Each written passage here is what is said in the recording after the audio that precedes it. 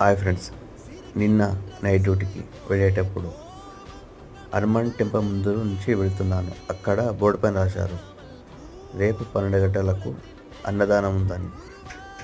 Night డ్యూటీకి వెళ్ళాము. 6 గంటలకు అయిపోయే డ్యూటీ మధ్యాహ్నం 2 అయింది. ఎట్లా అట్లా పోయి రూమ్కి పోయి ఇంత తిందామని అనుకున్నాం. అంతలో పని అక్కడ అన్నదానం కనిపించింది. అన్నదానం తిన్నాక కడప నిండా అయిపోయింది. అప్పుడు అనిపించింది, దేవుడు ఎక్కడున్నాడు అంటే తినే తిండిలో ఉంటాడు, మాట్లాడే మాటల్లో ఉంటాడు. ఆ అన్నదానం తిని మనసు తృప్తిగా బ్యాచిలర్ లైఫ్ మీకు తెలుసు కదా, ఎలా ఏంటో కష్టపడి మళ్ళీ రూమ్కి వెళ్ళాలి, ఏముండాలో అని టెన్షన్. దాంట్లో ఇది అప్పుడు అనిపిస్తుంది, జై హనుమాన్ జై శ్రీరామన్. దేవుడు కనిపించడు కానీ తన రూపంలో ఏదో ఒక సాయం చేసి మనల్ని హెల్ప్ చేస్తూ ఉంటాడు.